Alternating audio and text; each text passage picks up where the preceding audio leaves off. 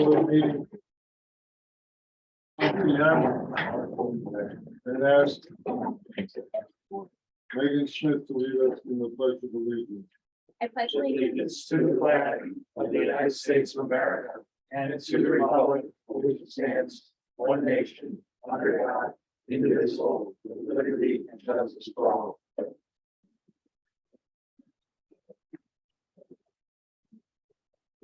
Motion that the Board of Mayor and Burgess approve the minutes of the regular meeting August 2nd, 2022. Each member received copies for review. Second. Questions, discussion? All those in favor? Aye. Opposed? Motion to Board of Mayor and Burgess approve the monthly report of August. Each member received copies for review. Second. Questions, discussion? All those in favor? Aye. All right, so tonight, we're gonna have two executive sessions. We're gonna have one short one very early, right after public comment. And we will only be discussing parcel A in that executive session. For those in attendance, we expect it to be not lengthy. I don't know exactly, but you don't have to go out for dinner or anything like that. And then we will come out of executive session and we will be voting on the selection of a preferred developer for parcel A. After that, we'll go back to the regular agenda.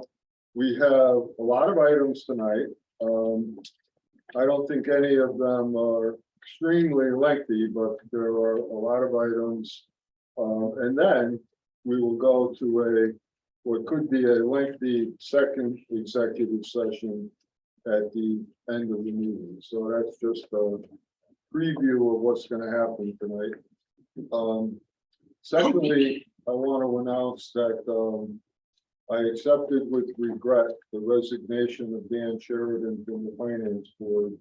You know, Dan just did so much. No one did more homework than he did. Great asset to the borough. He will be missed, and I want the record to reflect my thanks and the borough's thanks to him for what he did.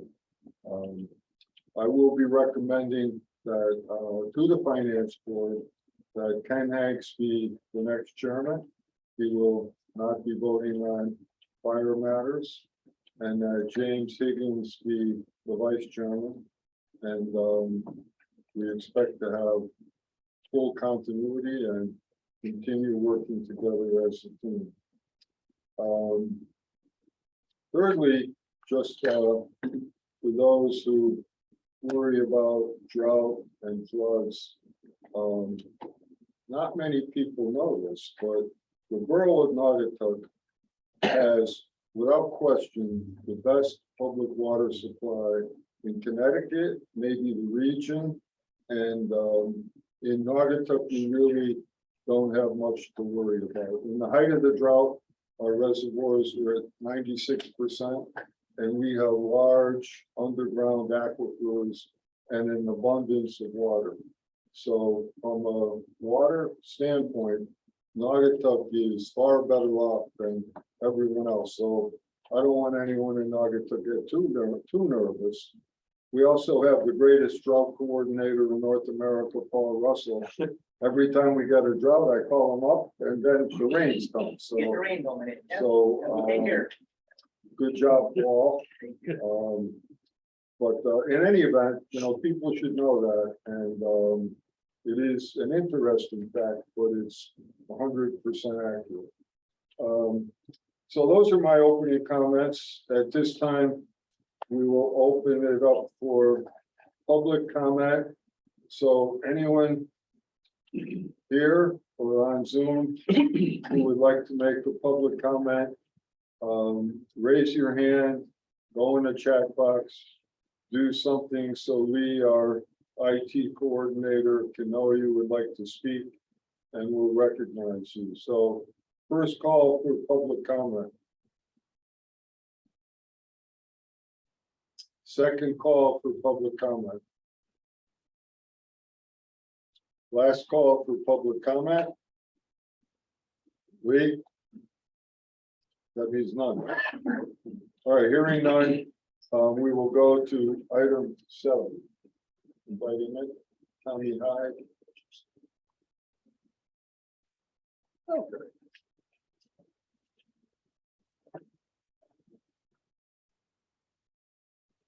Motion to recess to executive session at 7:15 for discussion following real estate parcel A, inviting in Connie Hyde and Jim Stewart.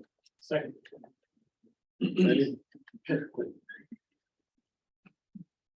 Any questions or discussion? And the only reason though, Jim Stewart and Tom Hyde, they're on the committee.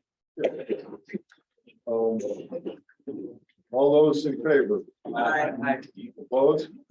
Black, or Wait for the recording. all set. Yep. Motion that the Board of Mayor and Burgess select Burgess Capital Partners LLC as the preferred developer for parcel A pursuant to Borough of Norfolk request for proposals for parcel A dated 5/12/2022. Second. All right, we have a motion and a second. I'm just gonna start off the discussion by saying that throughout the entire RFP process for parcel A, we've all been extremely impressed by Burgess Capital Partners, their proposal, their interview, the site tour that they took us on, their financial backing, their team, their prior projects, and in my mind, without question, they are the best proposer for this project. So I'm just going to stop there. I could go on for a while, but are there any questions, any discussion, or any comments from the other Burgesses? I will say it was a unanimous selection of the team we put together to make this selection. Then we're just moving in the right direction, Mayor. All right, hearing none, all those in favor? Aye. Opposed? So ordered. I'd like Gary and Jeff to come forward. I just want to introduce you two guys. And we're going to be seeing a lot of you guys. Yes, you will. So Gary and Jeff are the two principals, hands-on guys, know everything about our project, what's going on.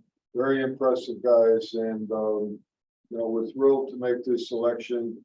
So Gary, Jeff, I don't know if you want to say anything. Our Waterbury newspaper reporter is going to take your picture and quote anything you have to say or you'd like to say. Well, first of all, we're very excited to have been chosen tonight. The project, we fell in love with Norfolk the first time we came here and saw the opportunity. We love to do building of this type. And we really look forward to working with you, Mayor, and Economic Development, Ron Puglisi, as well as the Naugatuck Valley redevelopment, and look forward to, we share the same vision, and we look forward, we're excited to begin ASAP. All right, we're going to begin next week, I guess. Well, Right? then good. Got my shovel in the car. What? I thought we were actually beginning even sooner. Right. Sooner, what? Yeah. Now, we did we pick a date? Yes, we're scheduled for 10:30 on Thursday. Oh, this week. Yes. Even better. All right, so you can see they're gung ho, and congratulations, Thank you and so much. we'll see you on Thursday. Thank you. Thank you very much. I guess sometimes age does pay off. 45 years in the apartment business. Great. Thank you very much. Right, have a good night. Thank you. All right,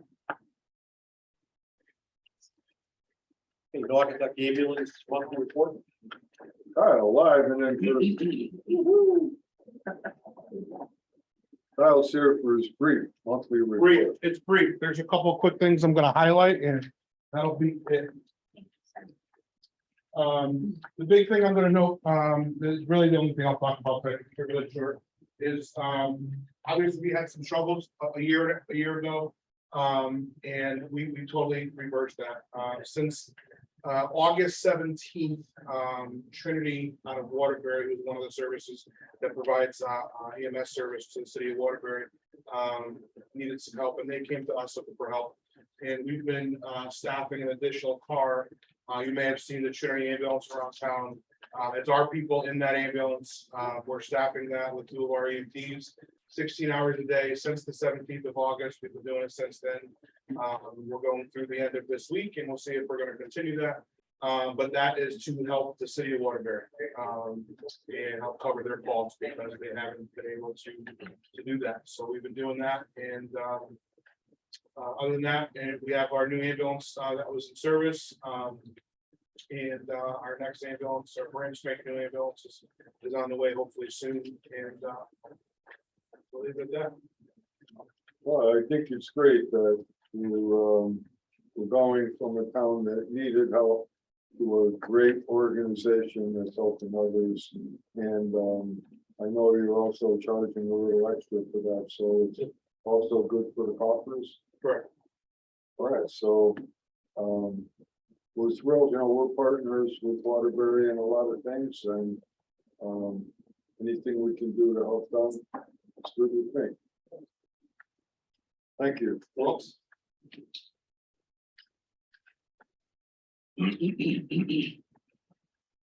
Motion that the board of members to approve the appointment of Adam Bronco, Fairfield Court and Augusta as a regular member of the Board of Assessments Appeals, filling the expired term of Jay Anderson, term to expire February 1, 2025.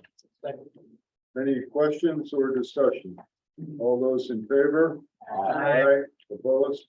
Motion to board of members to approve the revised policies and fee schedule for trash removal, recycling, as presented by Public Works Director James Stewart. Second.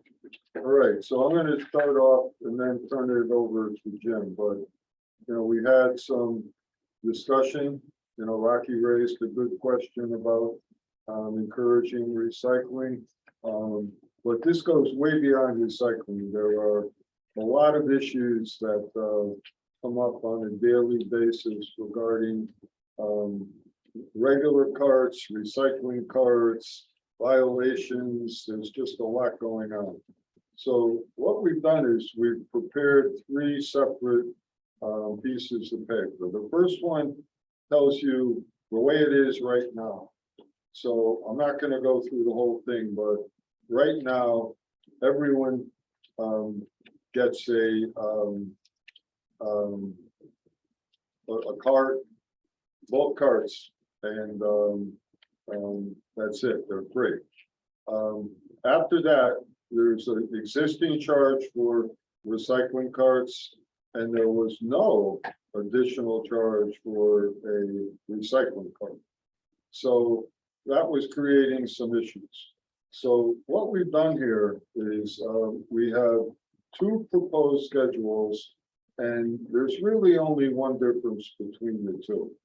The first one, and I guess it doesn't matter what order you go in, but it raises the cost of an additional trash cart by $10 from 60 to 70, and the annual service fee by $25 a year from 150 to 175. And we also on both of these have penalties for recycling violations. And there are quite a few recycling violations. So what we're proposing is first offense written warning. And by the way, we get photos, we get clear evidence from USA when there is a violation. Second offense, a $50 reinstatement fee. Third offense, a $100 reinstatement fee. And whenever someone puts additional trash in the recycling carts, it creates problems and costs money. So that's the rationale for the violation policy. But Rocky did raise a good point that we should be encouraging recycling because anyone who recycles helps us. So what we have here is a proposed fee schedule, one of which has no charge for the recycling cart, the other for the second recycling cart. The other one has a $25 charge for the recycling cart. Both of these provide for violations if there are for fines if there are violations, and, it looks like we added 2 other items for waterlogged, damaged mattresses and propane tanks. So basically, we're gonna decide if we wanna have the recycling carts be free or charge 25, or does anyone have any issue with any of the other items? So now, Jim, I don't want you to repeat exactly what I just said. It's gonna be hard. It's covered pretty much everything. But I will say this, that, you know, Jim did take it upon himself to address these issues. He's a very hands-on guy, trying to do the right thing. And, you know, there's a lot of issues and a lot of things come up every day. And, you know, if we asked the ladies to speak, they could tell you all types of stories about the things that go on and the problems they have. But it's a very reasonable schedule. But Jim, why don't you weigh in? And then we do have our Sandra's here, and Jim's office is here to answer any questions about violations and, you know, what happens on a day-to-day basis. So as the mayor said, every new house in construction gets a cart, both carts for free.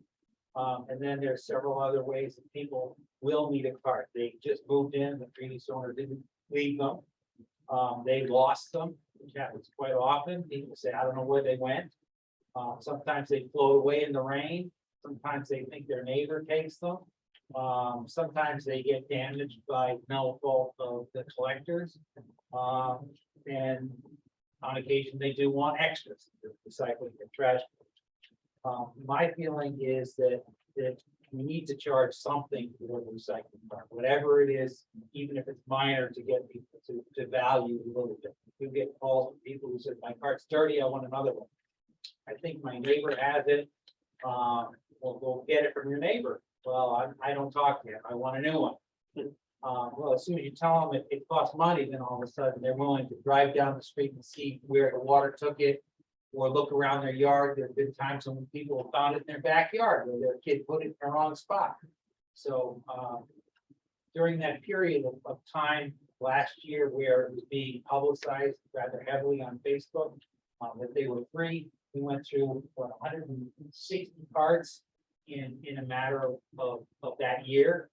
And I don't think that the whole year was the time when it was being advertised. When we're going through probably 50 cards a year regularly. So earlier was said it was in our budget. We're not budgeted to give away 150 recycled cards a year. We're budgeted to give away 100, and we're giving away 50 for free to new homes on average. So anyway, that's what I'm trying to do is get the people to value the card, have it repaired, and look for it, label it with their name, and I think that if they're doing a good job recycling, I think they do want to pay something for it.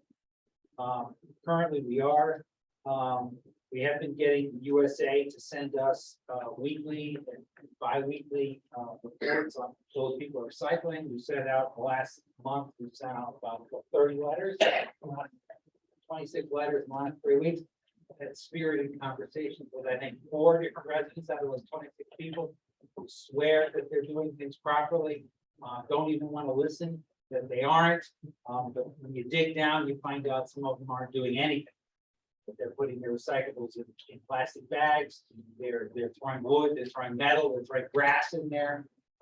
So we're trying to educate them more on that.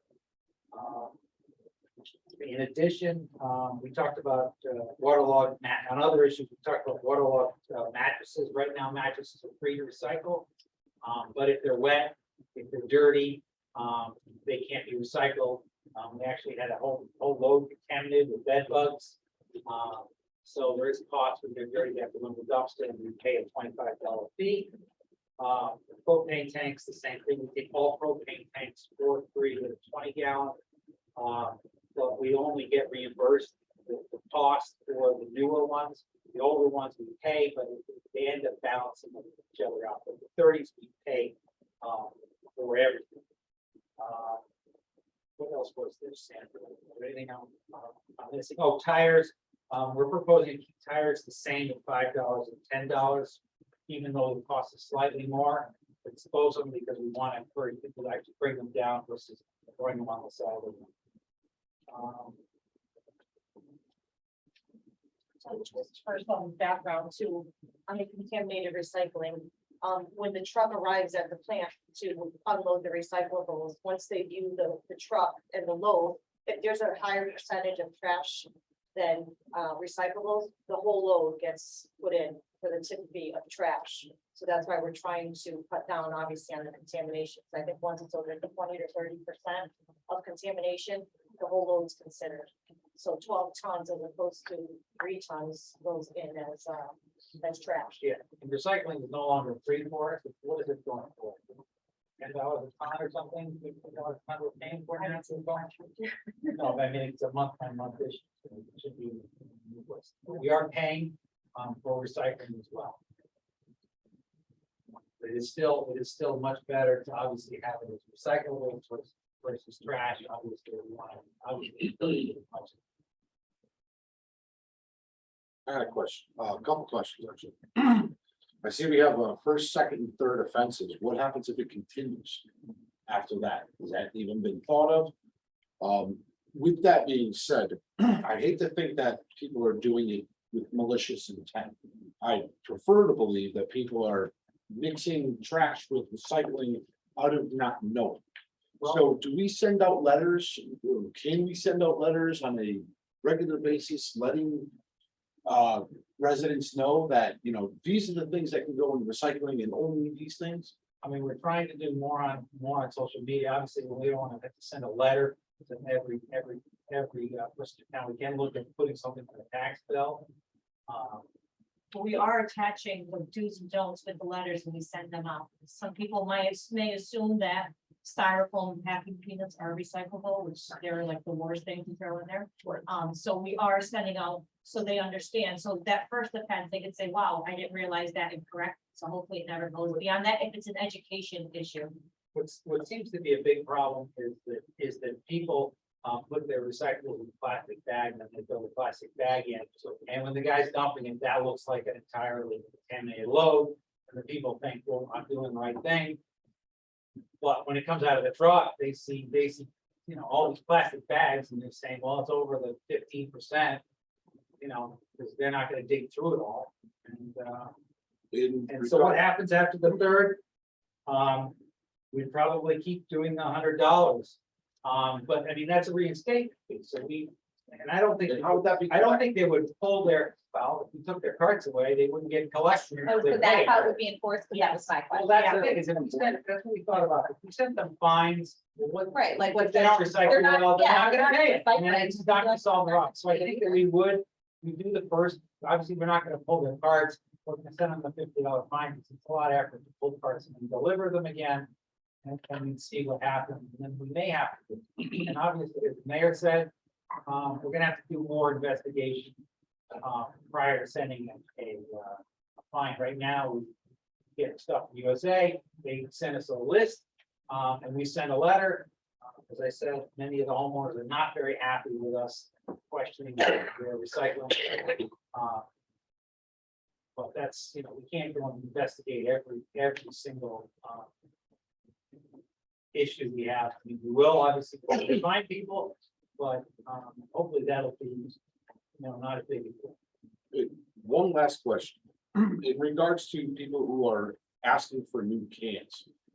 I think the cans are extremely durable. I've never had a problem with breaking the one that I have. And the only issue that I've ever had is with the lid, where that pin pops out. That's a repair for each repair. So you call, we put you on the schedule, they go out and they repair it. Thank you. And if it's a repair, because usually the lids are, most of the time, because of the truck, they flip open when the truck brings them down, and the wheels and the bar. Right. So we don't charge it. If they can't fix it, they'll replace it. They can't fix it. That's a great thing. So- But we have people that put hot ashes in it, melt the bottom out. Yeah. So Yeah, all sorts of things, something new every week that we hear. As far as the increase in yearly trash service, that's for the additional card. We did that because of our trash going up in price, obviously, it's gone up about that amount. And the card price going from $60 to $70 is because that's what our next order of cards is gonna be. Hey, George, I think on the fourth offense, Yeah. I'm gonna take them out behind Ron's shed. There you go. I'm doing this. Jim, question for you. I think the education piece that George mentioned is very important. And when we first started recycling in this town, there was a nice push to educate the homeowners in town as to what we recycle, what goes in, what doesn't get in, your do's, your don'ts. And given the fact that, just look at the real estate transactions in town.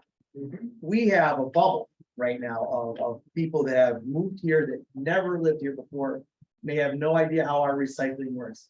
I would strongly encourage, I'd like to see So we're putting something. in the tax together. bill, why don't we put that out there, put the recycling notice Trying out? to do that, but we're also hoping that these people that aren't familiar with it, that first offense letter with the education. Oh, definitely with package that. Says, okay, it's not gonna go beyond the first offense, right? You got the letter, you got the do's and don'ts, for next time, and, lesson learned, and we move on. Yeah. I'd like to see it educate all homeowners, Yeah. No, give everyone look a at that. refresher first shot, something tangible they can hang near their trash or put in their garage, so they know what they're recycling, not recycling. Or by If you do, number it if you out. do the internet, Do the whatever. internet's a very static way of communication. People have to go and seek the information. And they don't always seek in the right place or from reliable sources. Yeah. So if they get something sent them, at least we can say we made an attempt to educate our homeowners, and maybe that will help reduce it. Yeah, some we of think that the finding, the difficult issue of the findings would be the rental apartments, the multifamily apartments, where we're not gonna know who the rental people are, we're just sending the issue to the owner, and he's gonna have to sort it out. And that's when we make it to the second and the third offenses. And Megan did bring up a good point about kids, when you tell the kids to take out the trash and they just whip it in whatever can they want, so. I totally agree with Charlie that we should have some sort of tangible thing that can either be zip tied to the garbage can or the recycling can that people can actually hold and see and understand. Maybe you need a class on recognizing symbols on the backs of the package. Well, the symbols are very confusing. Yeah. The symbols are very confusing because most of the containers you have, they have the symbol, but that just represents that they were made with recyclable products, not that they're actually recyclable unless you have number 1 through 7 of them. So, Finance is on that, so Yeah. managers all that. Well, even in the schools one time, I know Sheila Bomber used to come to the school and work with I'm kids. very patient. We don't have anything like that I anymore. put it out there a few times to people. We kind of got there and then actually it was pre-COVID, so it was kind of like, okay, we get it. All right, the chair- We did have some stuff together, so. The chair will now recognize Burgess Vitale. Thank you, Mr. Mayor. This has nothing to do with the person. This has to do with department heads. We set up a budget every year. And anything in the budget, whether it's an expense or it's income, should be in that budget. If it's not in that budget and a change has to be made, it should come to this board to be changed. No department head should charge the taxpayers without, on their own, with absolutely no authority to do it. It would be like the fire department saying, we're gonna start charging a fire department service fee, which by the way is covered by insurance. But you can't do that on your own. We can't tax the taxpayers more than we do with our budget. As far as charging for any recycling carts, I don't think anybody's gonna say, oh boy, it's only gonna cost me $25. I've already had people say, you know what, if it's gonna cost me money, I'm gonna dump it or I'm gonna throw it in the regular trash, which is gonna cause us more problems. We're never gonna eliminate the issues. I mean, there's no doubt about that, but anything that has to do with the fee, anything that we're gonna be putting on the taxpayers, it has to go through the budget process, or it has to be authorized by this board before it's implemented. That's the bottom line. All right, so I'm gonna say you're 1 for 2. You're actually 2 for 2, but you're right about the Burgess approval. But I do have to say that Jim Stewart works around the clock on big, important issues. And he made a call on his own without checking, and he was wrong. But I give him a complete pass because of all the good things he does. And he was trying to do the right thing and trying to solve the problem. Absolutely, although I still think we should, Technically, you're We had right. a backlog of what, 50 people who wanted charts, which we couldn't supply. And I agree with you, I probably should have come here, but in that time, we would have had no carts for anybody, especially the new people. And at that point, I may have made the wrong call, apparently I made the wrong call, but I wanted to keep carts for new homeowners who had no other choice. well, again, that's nothing to do with you, maybe a little, but.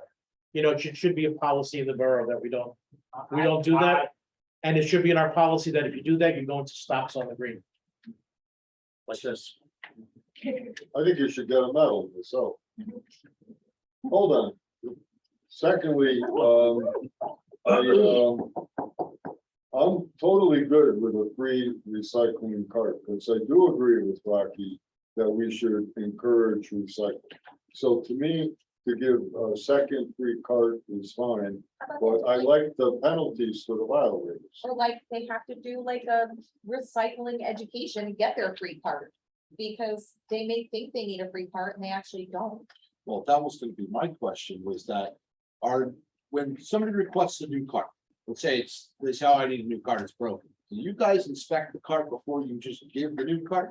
The USA is the one that delivers the part, they do, yes, They do. they Okay, inspect the part to make It's, sure. yeah, it's a replacement, they look at it, see if they can repair it, okay, thank you. but if they say they don't have one. We get the dirty cart often, which is hose it off. I mean, mine's the original one. I hose mine and. I assume you don't have a problem charging people when they just want a different card because the previous owner had it. The thing too that Gary. As long as that's part of our policy. Yeah, I think so. What Gary Jim also towards with that decision was that also was. People were calling and saying, I need an extra garbage can. I have a house of 10 people or 9 people and I need an extra garbage can. I'm like, okay, that's fine. You gotta pay $60, $150 annual fee. We bill every January, so it's prorated. And they're like, we have to pay. And then, yeah, well, you need to get a free recycling card. Well, we'll take that. And that's where the contamination numbers started skyrocketing, because now they're like, I'll just throw my trash in the cart, or I'll use it to pick up leaves in my yard and drive around within the back of my truck and see it all over town. They're not even being put out for recycling. See, but the opposite side of that is contamination in the industrial park up Maple Hill Road and, you know, other places. Can we like You gotta combat balance that by having the transfer station open maybe like a little more? Cause that's like. We already added. We had late Yeah. hours on Tuesday, Yeah. we had Yeah. winter hours. We added evening. See, I had no idea that happened. So Yeah. maybe we need to put that out there again, as like a reminder. I mean, our hours are posted, we update everything and I mean, I don't know what more we can do. I mean, it's heavily used, the hours that were open, so it's not, and originally the Tuesday was very slow kicking off. Because I don't think people knew, but now it's, you know, it's pretty common, because the ones that come on Thursday and Saturday, oh, I come on Tuesdays. Tuesdays is a big leaf and brush, because people come home from work and they're like, oh, let me clean up the yard, and then they bring it down. But also, I mean, what we find in the industrial park are usually bags, plastic bags of leaves and mattresses and televisions and pieces of furniture. And that, Very nice armchair up there right now.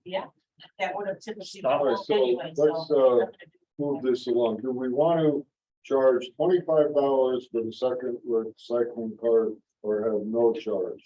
No Let's charge. just, No charge. no charge? Good? Okay.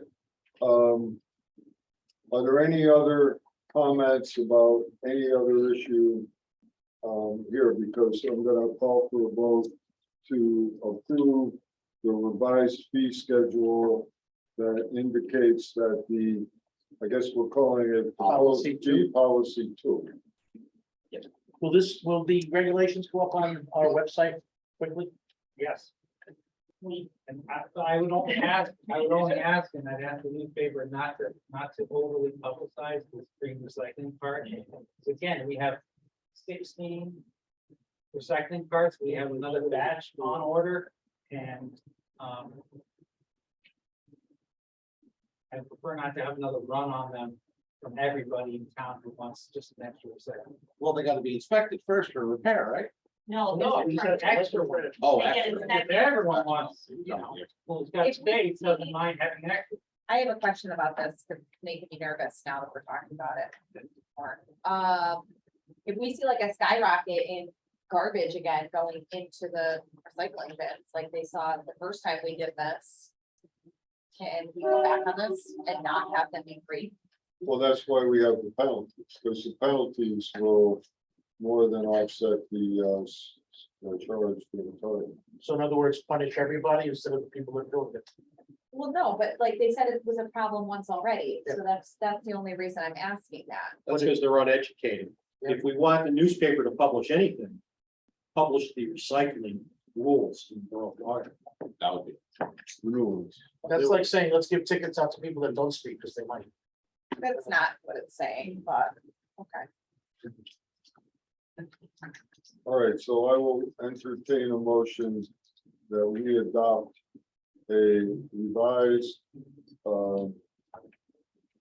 policy and fee schedule for trash recycling pickup in accordance with the schedule called proposed fees and policies number 2. Motion. Second. All right, we have a motion and a second. Any discussion? All those in favor? Aye. Opposed?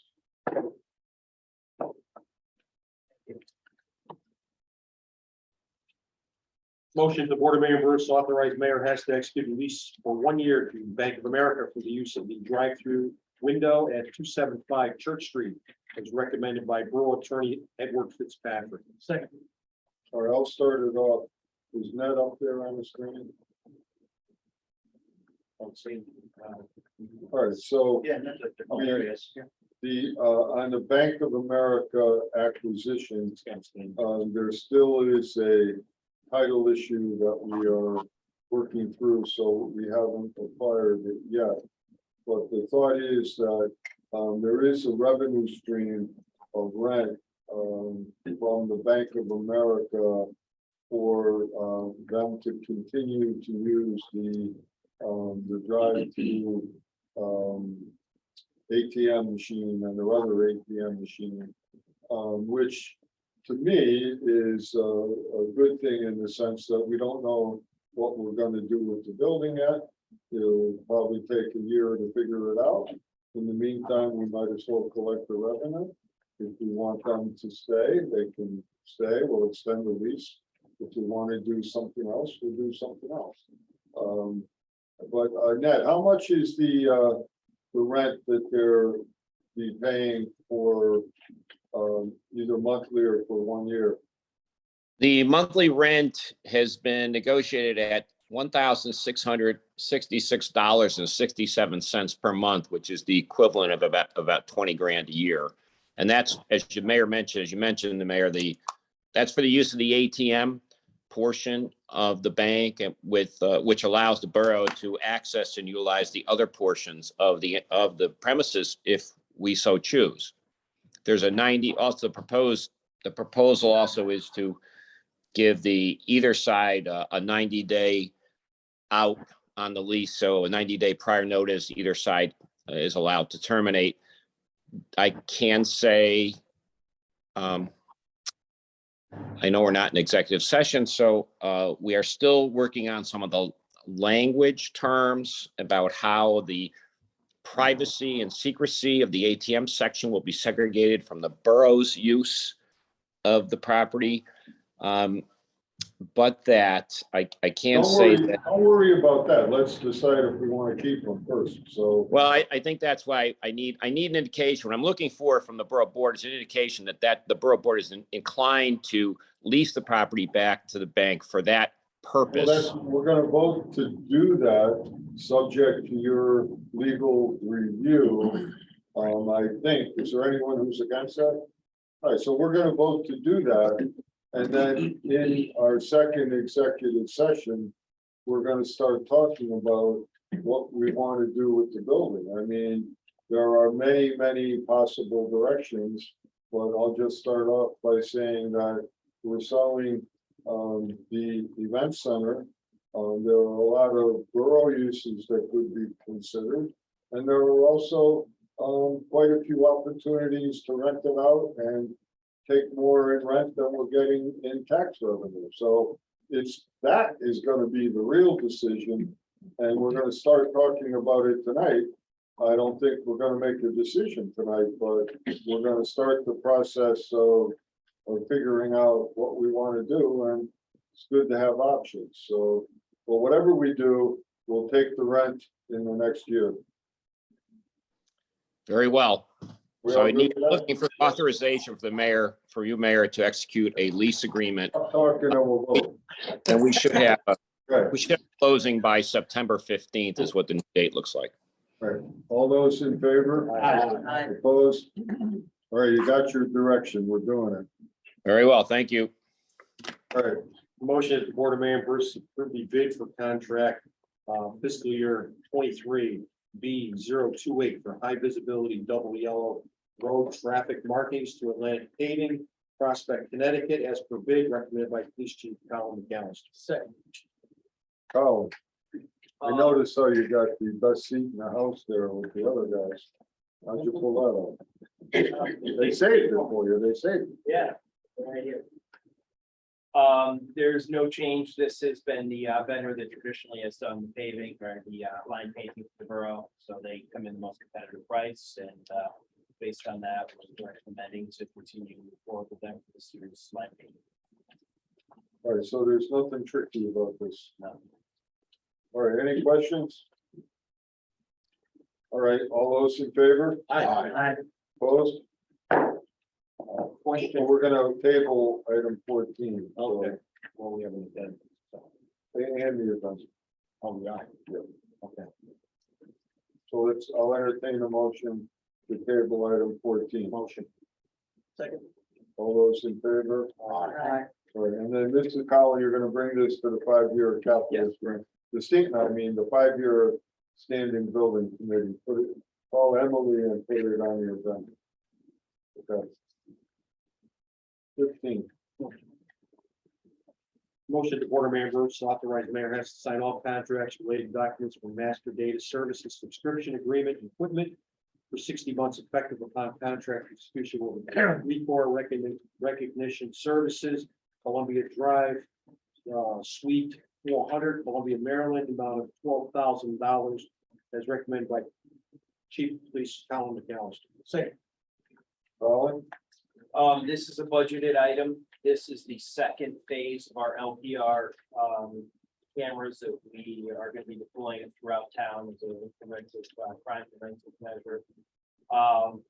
Unfortunately, the process for getting these approved through the utility companies is lengthy. Hoping within a matter of weeks for us to have the first batch of them out. Hopefully the second one will not take as long. I'm pressuring Eversource on a near weekly basis. But this is part of that, which is the second phase of that. So we will have these posted strategically throughout town.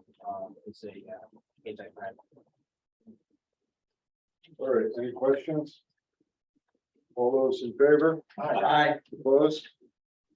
Motion to Board of Members authorize mayor has to sign a renewal contract with related documents for investigative software annual subscription clear for law enforcement plus for 36 months effective December 1, 2022 with Thomas Reuters in Illinois, recommended by Police Chief Colin McAllister. Second. Colin? Again, another budgeted item. This is a investigative software program to enter into the multi-year contract for the best price and the best fee structure. It's part of our detectives. Questions? Chief, have you been using Clear? Yes, there's two primary ones. This is the one we've been using and the detectives found it. Yes, they've Next week. yeah, and then the other one there, they seem to like this one. Been good to us over the years. Have about, I think, 10 and 14 years now. Just a better tool. All right, all those in favor? Aye. Opposed? Motion to Board of Members authorize the mayor has to sign a contract to provide vehicle rental for a sedan, SUV, pickup, and or minivan as needed for a term of 12 months effective September 1, 2022 through August 31st, 2023 at the rate of $635 per month. Northern Police Department with Acme Auto Leasing, Washington Avenue, North Haven, Connecticut. It's recommended by Police Chief Alan McAllister. Second. All right, so this one's a little bit different, just to explain it. What we're doing is we have one of our undercover vehicles. It's currently signed to one of our detectives, on a task force. That vehicle, is reaching end of life. It's gonna need, I believe it's about $3,000 to $4,000 in repairs. In having some discussions with the controller and also the current situation with the supply chain, we can't get vehicles or used ones or unmarked ones at a reasonable price. So what I'm looking to do is turn that other undercover vehicle in over to the town for auction. And hopefully some of the proceeds from that will be able to cover at least a short-term lease of a vehicle. Now, this vehicle, it's a program where we can essentially go in on a monthly basis and swap cars in and out through this leasing company. And they're responsible for all maintenance and upkeep. We just simply have to insure it during that period. I believe that if after 12 months, we can see if the supply chains have improved, we're in a better place, and then make a decision whether we want to purchase another undercover vehicle from the fleet fund or whether we want to extend this. There are some investigative tactical reasons why this is better. It's not unusual for our detectives to have vehicles they're using for surveillance, have them get, identified or burned is the term they use. So they want to be able to quickly switch out another vehicle and get a new one. And that's no cost. So between covering it from the vehicle exchange as well as the short-term contract, I think this is something that we're trying at least for 12 months to try to meet the challenges of the supply chains, specifically with vehicles. Do you have a budget number for the total amount for this annual cost? Let's see, 635 for the 12 months. I think it would be the sale of that vehicle would probably be close to what we were gonna get for it. So we're looking about $7,600, and the vehicle that we're looking to trade in is probably it's a higher end of Acura. It's an assets forfeiture seizure vehicle, so I think we'll be able to cover. So you don't have a budget, budget line item for rental, so you're gonna use the proceeds of the sell to fund. We're gonna do this with Allison in the fleet. Yes, that is vehicle correct. program. Yeah. Thank you. Chief, will we get a better price if we have a long lease? That could be possible, but I also don't want to overcommit if we can get vehicles again. We were able to purchase one several months ago from the fleet fund for an undercover vehicle, but I just think I don't say we're overpaying, but I think the market's it's too pricey right now. If we could push out needing to purchase one immediately, we might be able to get a better deal. Again, we're not looking for high-end or flashy vehicle. We just need a non-American or non-domestic vehicle that fits in an urban environment that's not going to attract attention to itself. So a vehicle that used to cost $10,000 to $12,000 is upwards of $18,000, $24,000, $25,000 right now, because we're looking at low miles, decent condition. We're not going to have the best maintenance in it. So that's kind of the thought process with this. It's not to be long-term, but also see if we're in a better place as well. It just seems like if you don't want your undercover vehicles to be identified, it's not worth buying a vehicle because it's gonna be around for 2 or 3 or 4 years. It's gonna get identified, where this, you have that protection, they're not gonna get identified. You can swap them in and out. The other question is, as far as insuring these vehicles, is this something you have to list with the insurance company every time you swap one in or out? How do we insure these I vehicles? defer to Allison on the specifics of that. That was negotiated in the contract for office. And as far as the vehicles, we do have a small number of them that we can switch them in and out. So that may prove to be an improvement. So without getting too much in the weeds, some of the detectives are assigned vehicles from our federal or state partners. Some of them we have to prove. We have to provide, so we're able to kind of shelve-in them a little bit. But this would definitely be a benefit in that. And if it proves to be indispensable, then yes, definitely, I think that. Sure. We evaluate it in a year. You had indicated that they take care of all the maintenance of the vehicle. That is Does correct. that include tires, brakes, oil changes, etc.? I'm not reading this, yeah. Yes. Yes. Yes, All we have to do is put gas in.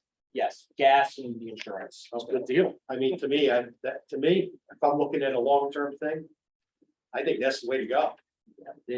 We've actually gotten recommendation from several of the other cities that have gone with this, so, I said I want to try it, but it seems like it's popular between the city of New Haven and the city of Meriden, both utilize it, so, and with the way We it want a works. steady supply of stuffy, reliable cars. Yes. Makes sense to me.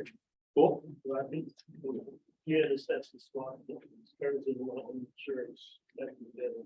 Gotcha. Does that on a daily basis. You'll do this through Allison's office. anyway. Yes. Is Allison here? Yeah. Yep. I have the back. Where is she? In the back. Whoa, In person. didn't see you there. Hiding behind the podium. Clever move. All right, all those in favor? Aye. Opposed? Motion to board of members approve the bid for contract fiscal year 23 BO 24 for medical examinations, evaluations, and testing to the Prospect Connecticut Medical Foundation, DBA Alliance Medical Group, Middlebury, for bid as recommended by Deputy Fire Chief Kenneth Hanks. Second, Kenneth, okay, this is a portion requirement that for all of our firefighters who wear air masks for respiratory protection, that we undergo a medical evaluation. Since 1986. Motion requirement.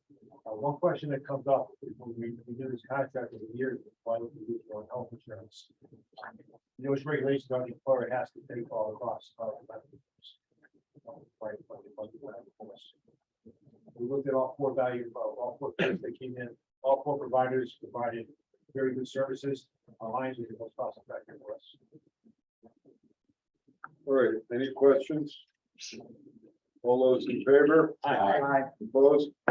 Motion to board of members approve the bid for contract fiscal year 23 B029 for purchase of lift bags and related equipment for municipal emergency services, AKA shipments, Sandy Hook, Connecticut, as per bid, recommended by Assistant Chief Fire Chief Walter Singh.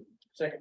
Walter, Yes, sir. This is the budgeted item to replace our high pressure airbags that we use for technical rescue to lift things off of persons or objects that are trapped. okay. All those in favor? Aye. Opposed? Motion to board of members approve the bid for contract fiscal year 23 B025 for removal of underground storage tank 607 Rubber Avenue to Red Technologies, Portland, Connecticut, as recommended by Public Works Director James Stewart, as if read. Second. Jim, This is the bid to remove the underground tank at the recreation building, the old armory. We had 9 bids. Red Technologies was calculated at the lowest. We're expecting about $15,500 total project cost. So you used them before, Jim? We used them at the town hall. Okay.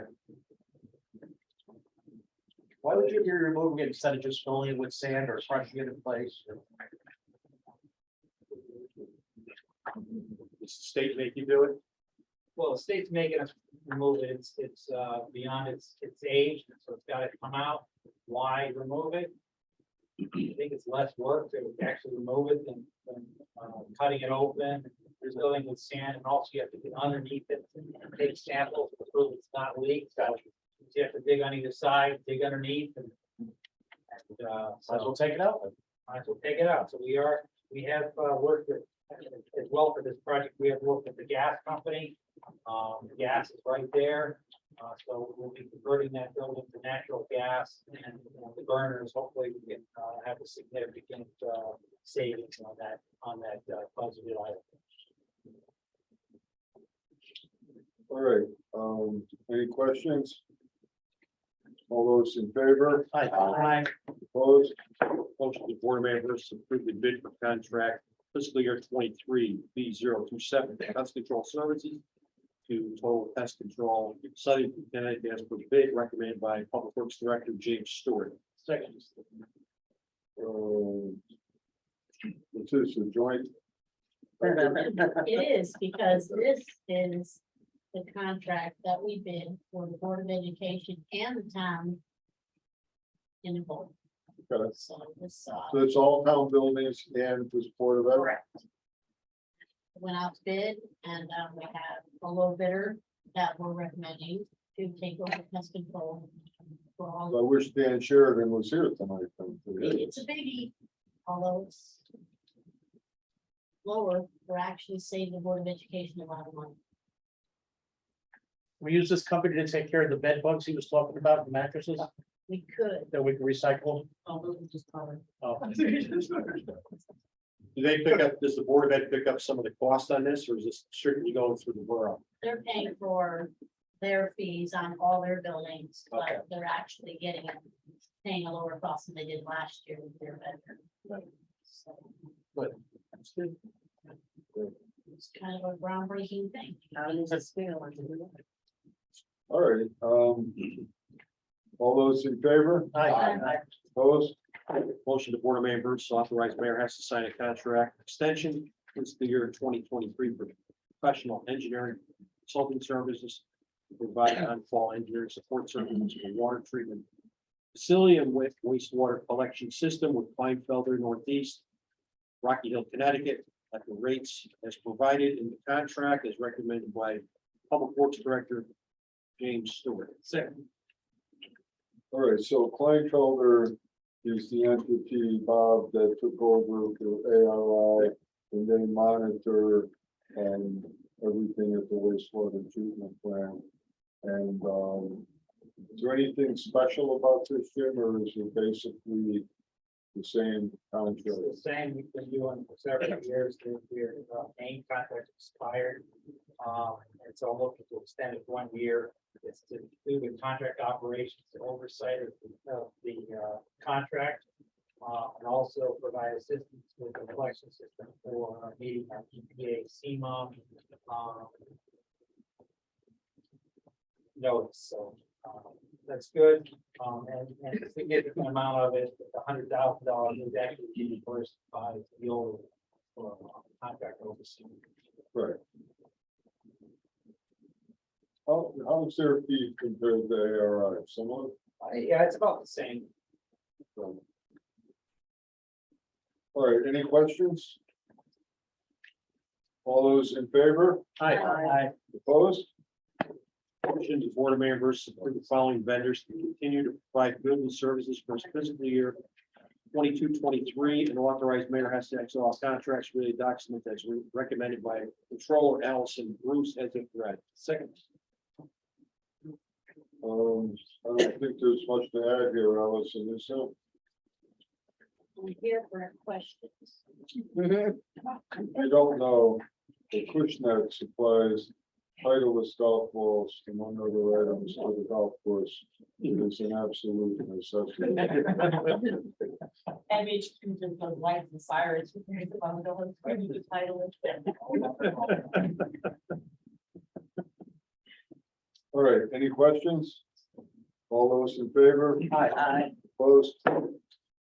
Motion that the Board of Members approve the use of funds from the 5-year capital account to fund the removal and replacement of vinyl asbestos flooring project at City Hill Middle School in the amount of $352,487, as recommended by 5-year capital committee and superintendent of schools, Chris Montini. Second. This was voted on a couple of months ago, but the vote was based on a different number. We had another meeting where the Chris Montini came back to our committee to give us the updated number, the new number, which is extremely important for when we go for reimbursement, because if we went in at the original number, we would get a lot less back. And Alice, I don't know if you want to add anything more to that.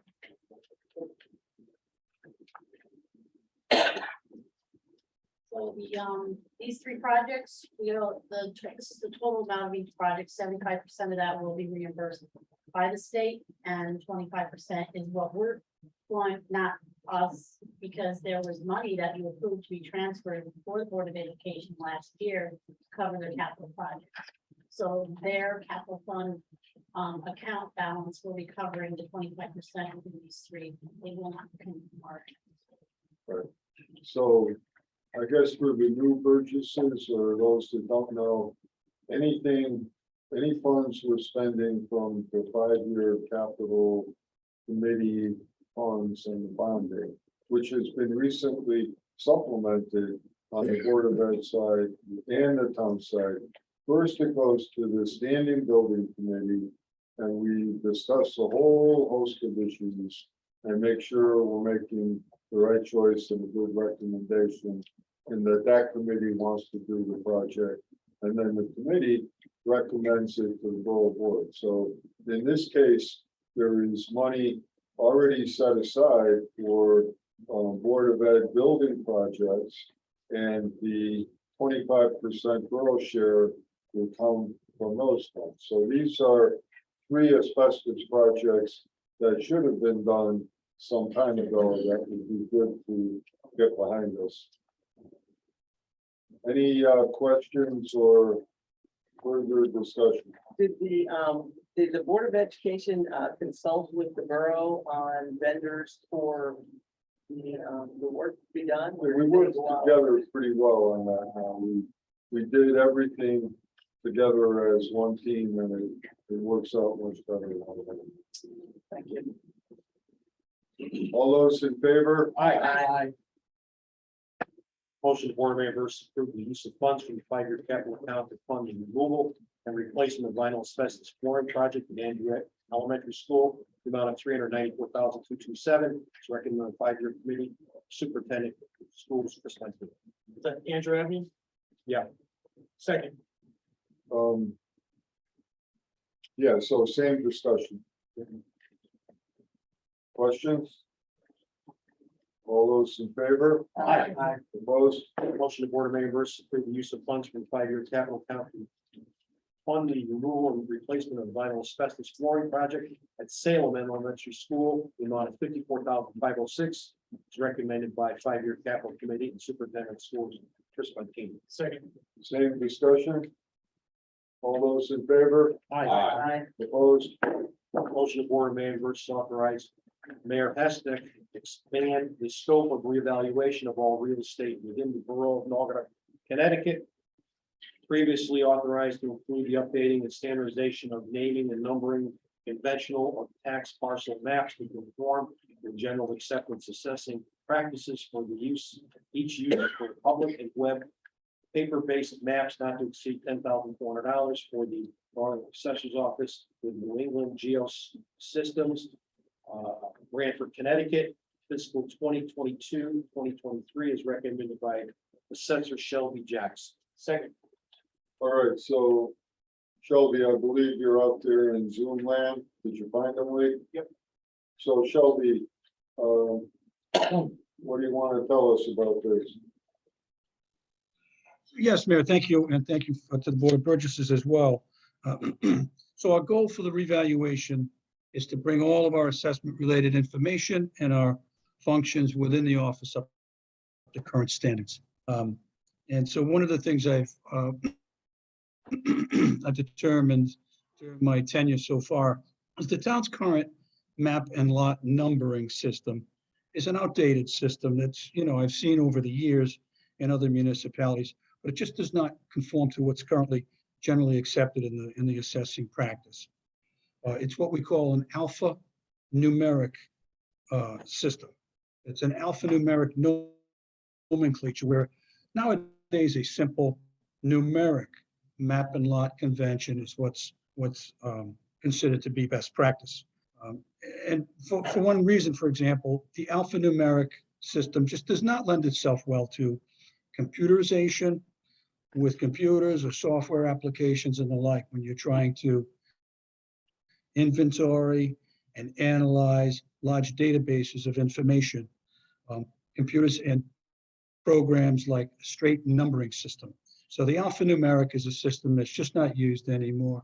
And it's very confusing. And it is time consuming really to utilize. What we would like to do, because there's no better time than the present, while we're doing this revaluation, we'd like to convert our system over to a simple, straight map and lot system. Actually map, lot, and unit, and let me explain. So there'll be several map grids across the town. And so imagine where your property might fall on a map and lot system. You might be in map number 1, and there may be 100 lots in map number 1, and you could be any one of those lots from 1 to 100. So it would be map number 1, lot 32. Now, let's say, for example, you lived in a condominium complex, and your condominium fell in map number 12. Well, you might be map number 12, lot number 32, unit 6. And you see, it's a straight and very simple numbering system, and it's very efficient for us to keep track of. It's very efficient for us to inventory and analyze large databases of information this way. And so we'd like to, as I said, while we're doing our reval, bring everything up to current standards. I can tell you this. Several years ago, apparently, when the town determined that we were going to have a web presence, as we do now. We have, through New England Geo, we have a web presence on the internet where someone can go and look up their parcel of land. Anyone can go up and look up any parcel of land within the borough, in fact. I can only imagine that when they went through that process, they were not able to use the map and lot system that was in place at the time. And they opted to use what they're using now. It's called an account number or a unique identification number. So that's just, an example of how apparently at one point it was determined that this old nomenclature just does not fit to current standards. It's a small matter that we can wrap up and wrap into our reval now. I'd like to do it. It's going to help us to keep track of our tax parcel maps on an annual basis for archival purposes. Be able to track changes that are made to each parcel on a yearly basis in a very simple, easy to follow inventory system. And it'll also be helpful, I think, to the general public and other professionals like attorneys and title examiners who often come to our office confused by the numbering system and require our assistance in trying to figure out just simply what property do they begin with? Where do they start their search? Because that's how confusing it can get it sometimes. So we're asking that we expand the scope of the reval. And let me touch on that if I can, just briefly. So when we initially went out to bid for the reval, there was a determination made that instead of throwing everything into the revaluation bid specifications, we would put in what I consider to be a bare bones revaluation. And then we, the borough, and when I say we, that means the mayor and Burgesses. The borough would then determine on a menu basis or an ad hoc basis what items that they would decide to add throughout the process. And it would be based generally upon need as we go through the process and determine, well, we really need to do more inspections or less inspections, or in this case, to renumber our map and lot system. So we're asking your approval or consideration. And of course, I'm here to answer any questions that the Burgesses may The have. money is part of what we've already set aside, Shelby, right? That's my understanding. I'll let Allison address that if you need a more specific answer. All right, Allison? Yes. Okay, so any questions or discussion? Just a quick question. So this would change the information in the GIS system? Great question. No, it would not. And thank you, because you're backing me up here. Something I meant to mention. So the old numbering system is still going to be maintained. It will still be, you'll still see it on our property record cards. It's going to be there, in perpetuity. What we're going to do now is we're just going to have a different, more simplified map and lot numbering system for us to be able to inventory and keep track of all the maps and lots and changes as we move forward. The old system will still be there. It's just that we're not gonna use that going forward. So people aren't confused, the lot number has nothing to do with the house number.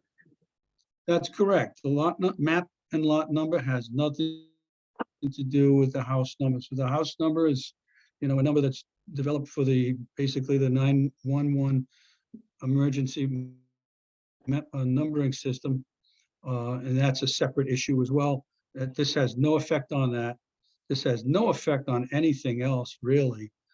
As I said, the old map, block and lot system will still be there.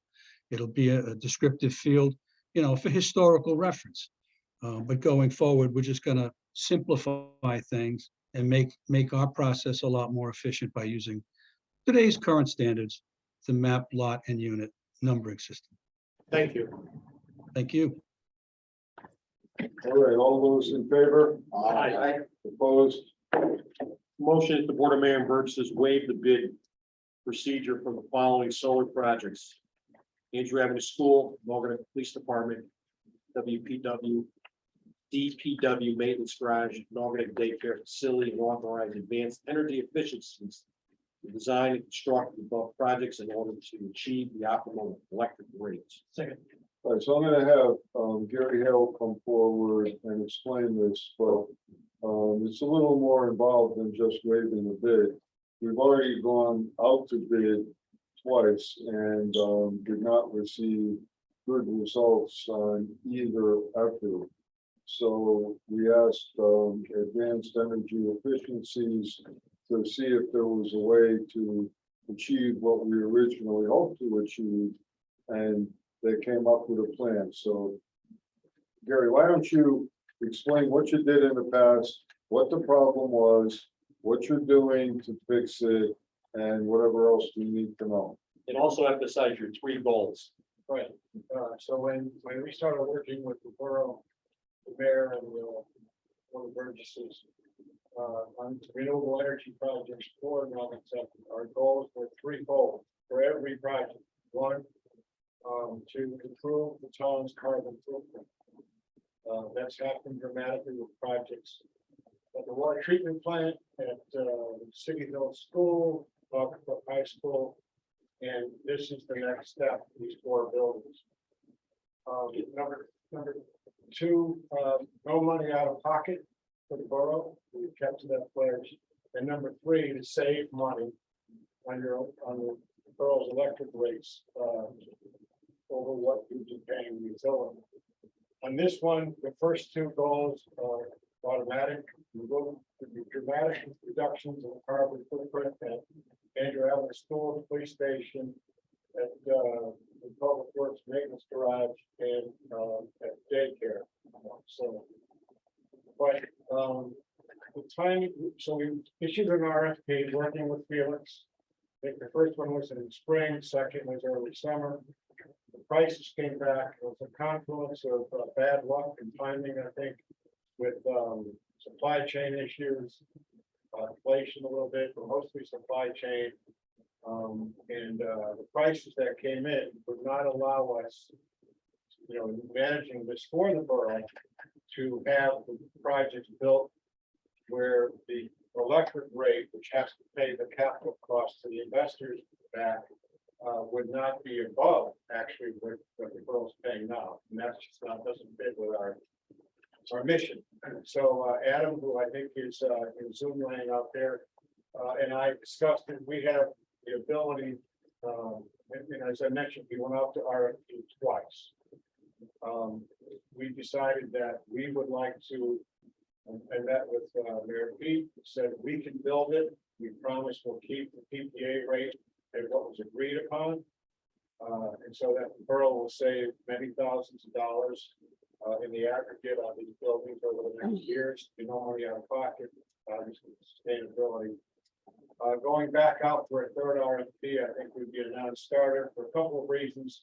One, the new Inflation Reduction Act gives very favorable, improves the already pretty good tax treatment, federal tax treatment of these kinds of projects. It boosts it up to 30%.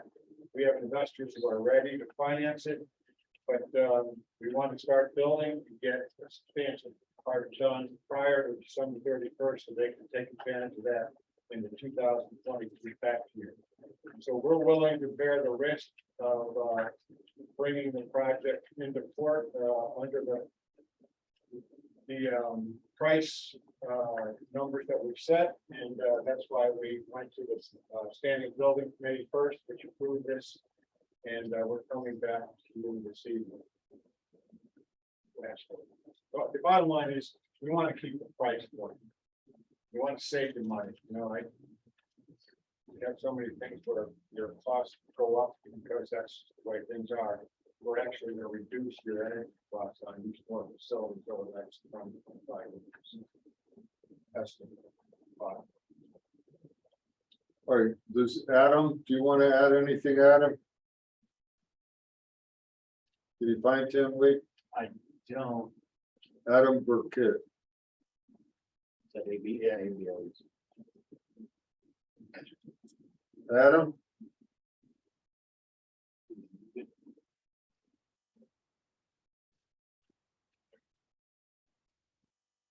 Can everybody hear me now? Yes. I just said that Gary did an excellent job presenting, and if there was any further questions, be more than happy to help. Bob, maybe you have the answer. We've had some systems in place for a while. Are they operating as expected? Are we finding the savings? I would say yes, based on consultants. One that City Hill is performing very well. The one, we did not do the one at the other stores. Maple Hill. We did not do that one. That was before us, but. City We've been Hill- helping monitor that one though, and making sure that everything stays online for the borough. So we're in good shape. And who is it in the borough that looks at the reports and, We do. We do it for. oh, See, this is there are consultants. yes, But yes. this is different because they send everything out to bid, but we didn't get anyone, so this differs from the prior projects because now they are in essence doing it themselves rather than overseeing it. Gotcha. Bids came back lousy. They're taking the risk and the burden on this particular project because they want to keep it moving forward. Sure. So, thank you. All right, any questions? All those in favor, Aye. opposed? Thank you. Motion to Board of Members to authorize Mayor Hess to retain Woodward and Kern to implement the stewardship permit as required under permit number DEP REMSP 2022 section 111A. Second. All right, so with regard to the Uniroyal Lanxess property, in order to develop it, we have to do it pursuant to the stewardship permit. Under the permit, we have to designate a licensed environmental professional to actually do the work subject and present it to DEP. So we are selecting Woodard and Curran, the company that has worked for Lanxess from day one, and they will have a dual role where they will be working for Lanxess and for us. We have worked with them over the last several years. I'm very impressed with their work. They have an incredible amount of knowledge and background on the site and are without question the best firm to work for us. So I guess I'm recommending that we retain them. Questions? All those in favor? Aye. Opposed? Motion to Board of Members to authorize Mayor Hess to enter into a contract with Woodward and Curran for environment consulting services on a time and material basis in accordance with the rate schedule for period September 2022 to June 30th, 2023. Second. All right, so that contract was in the package. Pretty standard. We've gone through it, had it reviewed, and good with it. Questions? All those in favor? Aye. Opposed? Motion the Board of Mayor and Burgess authorize Mayor has to enter into an agreement with the Board of Current on a time and material basis not to exceed $90,000 for the period September 2022 to June 30th, 2023. Form the following consulting services: 1, site development planning; 2, soil management and implementation of development plan, including in the site rate remediation agreement; and 3, remedial action planning. Second. All right, so to develop the property in accordance with the permit, these are the things that we have to do. So the logical question is, how are we gonna pay for this? And, we do have some money remaining in our development account, but it always has been our intention, and we will be implementing a TIF district. And when that is implemented, the funding for this project will come from the TIF funds. And I'll just bring you up to date a little bit on that. Shelby and I have, and others have been working on it. It's almost done. Gets pretty involved in projection into the next 30 years. And we're trying to make it as accurate as we can. So I would say that within the next 2 months, it'll be done. We'll vote on it here, we'll implement it, and then that will be the source of funding, not just the development of the Lanxess site, but any matching funds that we would have to use for grants for our downtown projects and things of that nature. So that's been our plan from day one. There's no change, and we feel very comfortable with Woodard and Fern at the home. Probably have them come here some night so we can meet them. They're high level firm. Questions? All those in favor? Aye. Opposed? Motion the Board of Mayor and Burgess proclaim the week of September 11 through 17, 2022 as National Patriotism Week in the borough of Norwood. Second. Discussion. Good thing. I should report that I'm gonna be absent on 9/11 and Burgess Moringa will be taking my place at the Elks Club. Is that correct? Correct. Thank you. All those in favor? Aye. Opposed? Motion the Board of Mayor and Burgess authorize Controller Allison Bruce to refund the following tax refunds approved by tax collector James Goggin as if read. Second. Discussion. All those in favor? Aye. Opposed? All right. Public comment number 2.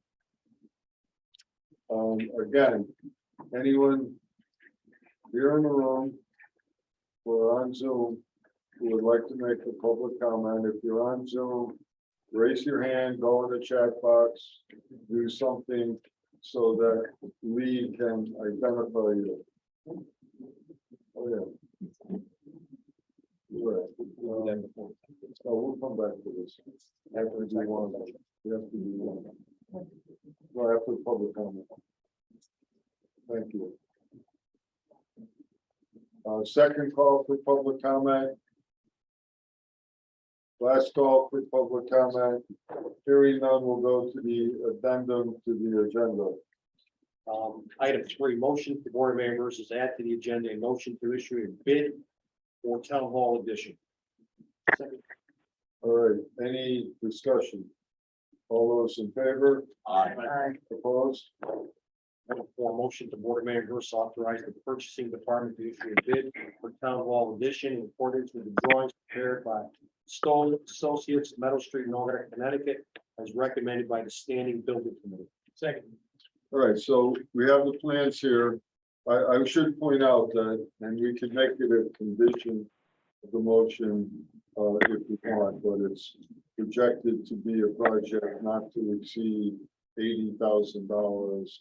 And we could put it in the motion, but I wouldn't want it to be a signal that you could go up to that high and it's okay, but that is the plan.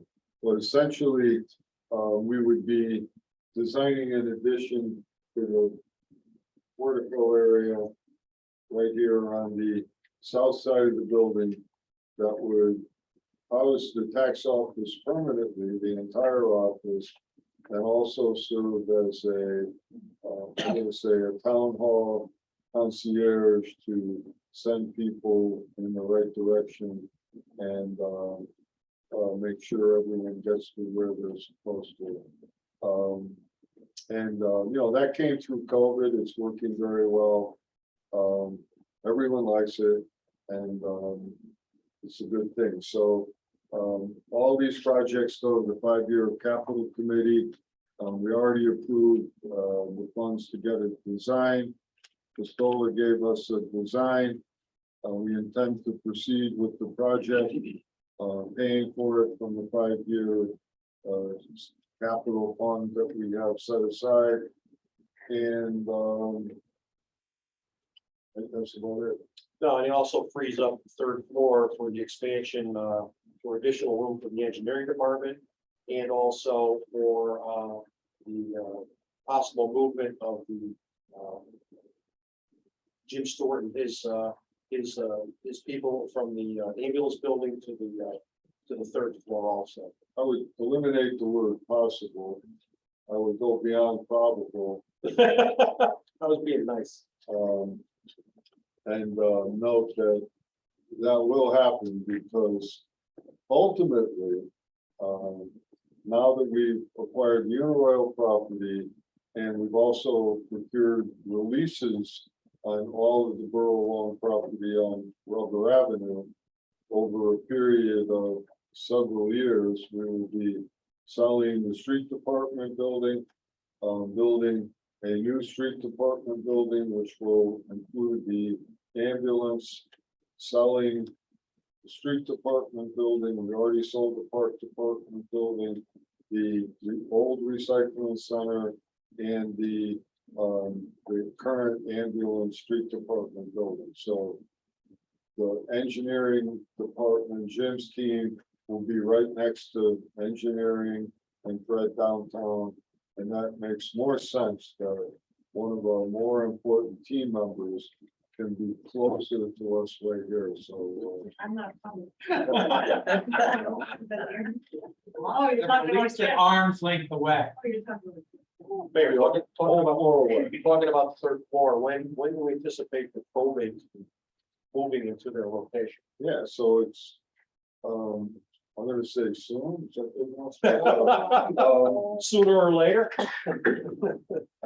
I think within a month or two. Okay. What's the time frame for the construction downstairs? ASAP. I mean, we're gonna go out, we're gonna go out to bid. It's not a big job, but I don't know. Be nice if we could get it all framed before the winter and then get it finished. That'd be good.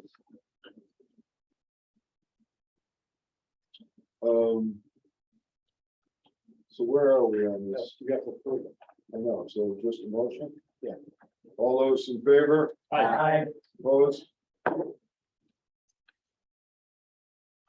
Mayor of Burgess County. All right. You seem quite eager tonight, Bob. Maybe I should start with you. Full of energy over here. I have nothing. Huh? I have nothing. Okay. That was easy. Jan is still not on Zoom, right? Charlie, You can give it a really report, just move things along. well stated. Dorothy? Well, You have 30 seconds. I feel bad now. No, I attended the recent Connecticut Education Conference, the Summer Leadership Conference, and a lot of the discussions surrounded the bullying and that other school districts are seeing. So it gave us a lot of good information that we could use. And next week we will have our first meeting between myself and Marilyn and some of the community members to start to do a plan of how we can wrap our arms around the bullying issues here in town and see what we need to do. That's a great cause. I wish you well. Thanks. I expect big time results. We'll see what happens. Well, it's good. I mean, all good stuff. Grant, all right. Mike, Yeah, I'd just like to say that we're very happy to see that the new owners of the old Park and Rec building, Grove Avenue, are going to be facing again. Yeah, looks really nice. yeah, and they're also gonna be expanding further in other places. So, they're a very successful company that does a lot of business, not just here, but in the region. Yeah.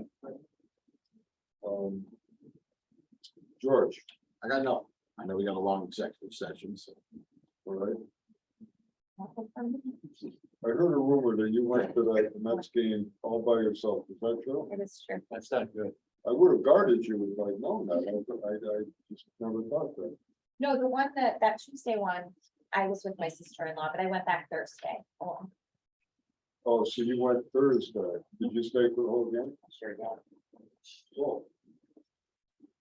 You love City Field, right? It's Rocky? I don't watch football. Just two quick things. On Sunday, the 18th, the VFW Post 1946 is having its annual Citizens Awards. It would be great if people could go. Starts at noon at the Crystal Room, and one of the people being honored is our own police chief. So it'd be nice if we could all go and support everyone, the firefighter, the citizen, the police, all that's there. And then the last thing is an August Senior Day is Thursday the 22nd from 8:30 to 1. There's going to be loaded displays there, departments in town, health and wellness. So if you can stop in to say hello, stop in to say hello and have a talk to Marvin. That's it. Okay. We got everyone, right? Yep. All right, showtime now, so let's go to item 36. So we'll invite in Tommy Hyde. Motion recess to executive session at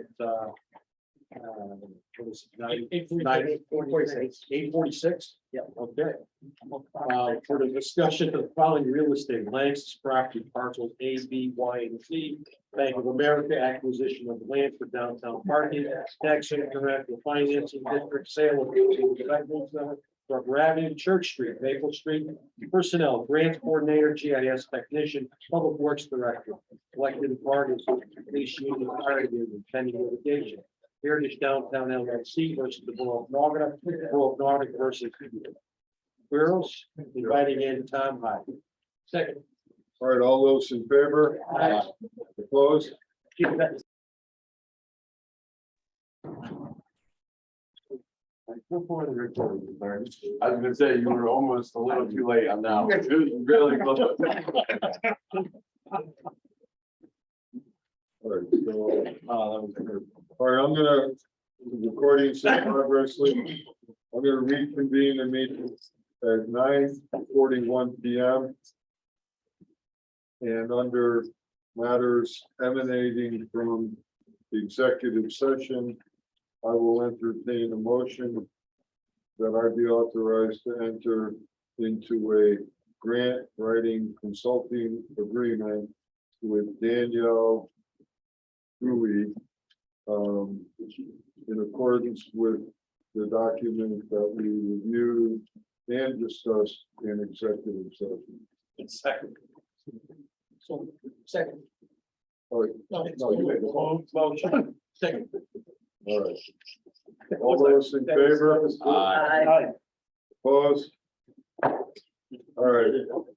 I also will entertain a motion that I be authorized to sign an employment agreement with Greg A.G.